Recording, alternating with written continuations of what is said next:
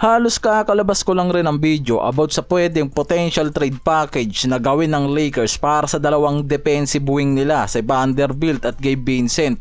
Yan kasi yung dalawa sa nauugnay sa mga trade report ngayon habang patuloy pa rin ang Lakers sa pag-target ng isang role player sa trade market. Dahil sa dami ng mga rumors ang lumalabas nga sa potential trade na gagawin ng Lakers, hindi nawawala yung pangalan nitong si Vando at Gabe Vincent sa trade, pero malinaw na ngayon na ang Lakers desididong panatilihin ang dalawang role player na to sa kanilang roster para sa susunod na season. Maganda ang shooting at kakayahang magdala in and outside play nitong si Vincent. Samantalang defensive grit at energy naman para dito kay Jared Vanderbilt. Kaya naman sa report na lumalabas ngayon sa Lakers Nation, malinaw ang nilabas na message ng front office ng Lakers na parte pa rin ng plano ang dalawang to sa kanilang rotation sa susunod na season. Dahil kung pareho silang mananatili at magiging healthy sa parating na season na to, maaari nga raw na maging key player pa rin sa rotation ng Lakers yung mga to, lalo na pagdating sa pagiging perimeter defender. Walang panic moves na nakikitang gagawin ng Lakers para sa dalawang to at walang biglaang trade ang mismong lumalabas sa report ng front office. Ayon yan mismo dito sa insider na si Jovan Buwan ng The Athletic.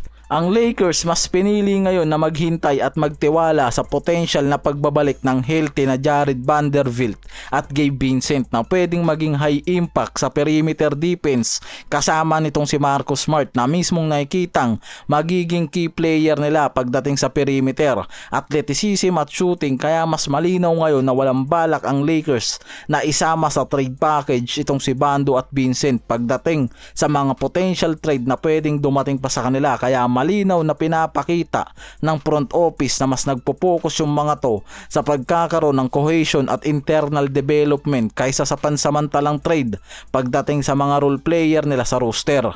Sa kabilang dulo, sa report ngayon, patuloy pa rin ang Knicks sa pag-monitor sa potential trade nitong si Giannis sa Milwaukee Bucks dahil maraming NBA figures ang naniniwala na interesado ang Knicks sa isang star hunting approach, lalo na kung magsusumite si Giannis ng trade request habang hindi pa nagsisimula ang bagong season sa NBA. Kung magkakaroon ng pagkakataon, nakikita na ang Knicks ang maaaring kumilos agad para sa trade nitong si Giannis. Sinasabi ni Shams sa report na wala pang confirmation decision itong si Giannis kung mananatili siya sa Bucks o magre-request na to ng trade dahil nakikitang patuloy pa rin itong binabantayan ang pwedeng maging future niya sa Milwaukee Bucks, lalo na pagdating sa inner circle ng mga to. Ang New York Knicks simula pa lang naman talaga mag-umpisa ang off-season trade, yan na talaga ang team na sobrang nagpapakita ng interest kay Giannis, lalo na tong si Leon Rose. At ngayon nakikitang patuloy pa rin nga yung pagmamonitor ng mga to sa sitwasyon ni Giannis sa Milwaukee Bucks na nagpapakita talaga ng seryosong interest nila para makuha ang superstar na to at maugnay sa kanilang roster at sa mga star player nila sa lineup. Kaya kung magkakaroon ng pagkakataon sa oras nga na maging available ngayon ito sa trade market, siguradong mag-all in ang Knicks dito kay Giannis.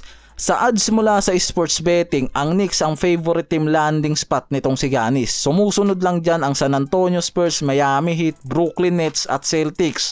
Dahil kahit ngayon si Giannis nakikitang minomonitor din mismo nito ang takbo ng Milwaukee Bucks ngayon, lalo't kasama sa off-season plans ng Bucks ang pagkuha kay Miles Turner at pag-waive ng contract ni Damian Lillard at iba pang roster moves ngayon para lang mapanatili ang pagiging contender team nila sa East, na bagay na hinihiling rin mismo nitong si Giannis sa front office.